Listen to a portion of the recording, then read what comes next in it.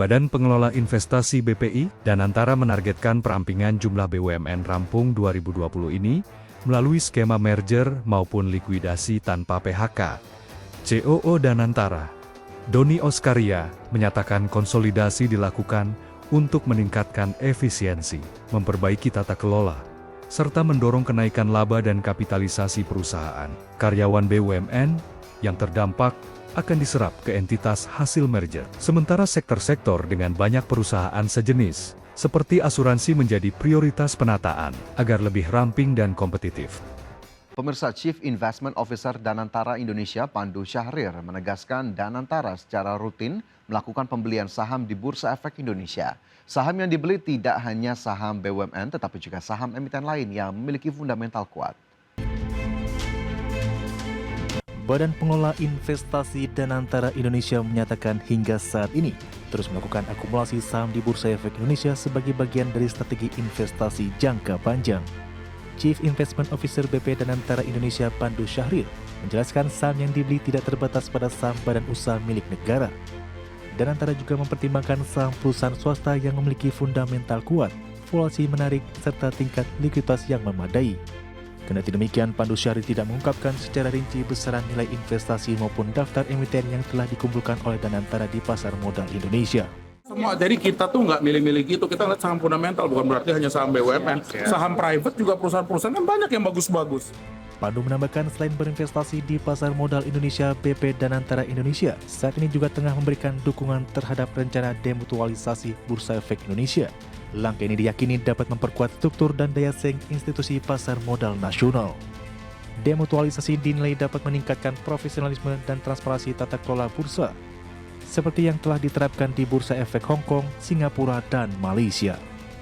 Dari Jakarta, Riki Anwardi, Tim Liputan, IDX Channel.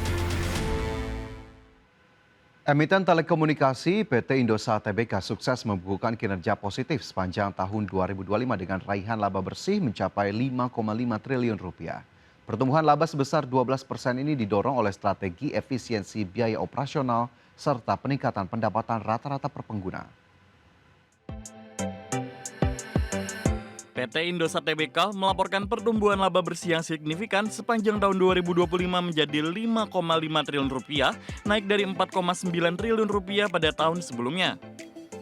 Total pendapatan perseroan tercatat mencapai 56,51 triliun rupiah, di mana segmen seluler masih menjadi kontributor utama dengan raihan 47,35 triliun rupiah. Diikuti oleh segmen multimedia dan data, serta telekomunikasi tetap yang masing-masing menunjukkan performa stabil. Secara operasional, ISAT berhasil menjaga laba usaha di level 10,8 triliun rupiah berkat keberhasilan menekan biaya operasional atau OPEX hingga 10%. Pada kuartal keempat 2025 saja, laba bersih melonjak tajam hingga 86% menjadi 1,9 triliun rupiah. Lompatan ini dipicu oleh kenaikan average revenue per user atau ARPU yang menyentuh level Rp44.000 sekaligus menjadi angka tertinggi sejak tahun 2025 lalu. Kinerja keuangan yang solid ini direspon positif oleh para pelaku pasar. Saham dengan kode emiten ISAT terpantau menguat 4,27% ke harga Rp2.200 per lembar pada perdagangan Selasa. Dengan margin EBITDA yang terjaga di level 47%, manajemen optimis Indosat memiliki ruang pertumbuhan yang luas untuk terus melakukan ekspansi infrastruktur dan layanan digital di seluruh Indonesia pada tahun 2026 mendatang. Berbagai sumber IDX Channel. PT Kawasan Industri Jababeka Tbk menetapkan target marketing sales atau penjualan pemasaran sebesar Rp375 triliun untuk tahun 2026. Target ini ditempuh di tengah optimisme terhadap permintaan lahan industri di kawasan Cikarang dan Kendal yang terus menarik investasi domestik maupun asing. Kija menetapkan target marketing sales Rp3,75 triliun untuk 2026. Mengandalkan kontribusi dari penjualan lahan industri dan produk terkait di kawasan Cikarang dan Kendal. Kontribusi dari Cikarang ditargetkan sekitar Rp1,25 triliun, mencakup penjualan tanah matang, produk industri, serta residensial dan komersial. Sisanya sekitar Rp2,5 triliun diproyeksikan berasal dari penjualan tanah industri di kawasan Kendal. Manajemen menyatakan optimisme didukung karena permintaan terhadap lahan industri masih kuat, terutama dari investor asing dan domestik yang mencari lokasi strategis untuk membangun fasilitas produksi di kawasan terpadu yang dikelola Kija. Strategi ini sekaligus menjadi respon atas capaian positif tahun sebelumnya, di mana Kija mencatat realisasi marketing sales sepanjang 2025 sekitar 3,6 triliun rupiah, lebih tinggi dari target awal dan menunjukkan daya tarik kawasan industri yang tetap kuat. Dengan target baru ini, Kija berharap bisa mempertahankan momentum pertumbuhan dan memperkuat posisinya dalam industri properti, kawasan industri nasional, sambil memanfaatkan tren investasi dan relokasi pabrik ke lokasi fasilitas terintegrasi. Secara keseluruhan, target marketing sales 3,75 triliun rupiah mencerminkan optimisme Kija dalam menangkap peluang investasi dan aktivitas industri yang terus meningkat, sekaligus memperkuat fundamental perusahaan di tengah dinamika ekonomi global. Berbagi sumber, IDX Channel. Direktur Utama PT Kereta Api Indonesia, Bobi Rashidin, membeberkan kondisi terkini armada KRL Jabodetabek. Sebanyak 908 dari total armada KRL yang beroperasi saat ini tergolong uzur dengan usia mencapai 34 hingga 41 tahun. Kondisi armada yang menua ini menimbulkan kekhawatiran serius terhadap kapasitas angkut. Direktur Utama PT Kereta Api Indonesia Persero, Bobi Rashidin, membeberkan kondisi terkini armada KRL Jabodetabek. Sebanyak 908 dari total armada KRL yang beroperasi saat ini tergolong uzur dengan usia mencapai 34 hingga 41 tahun. Bobi menjelaskan, usia KRL yang sudah di atas 3 dekade ini mayoritas berasal dari kereta bekas impor.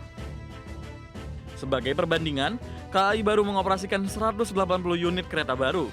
Ini terdiri dari 132 unit atau 11 trainset produksi CRCC Sifang, serta 48 unit atau 4 trainset buatan Inka.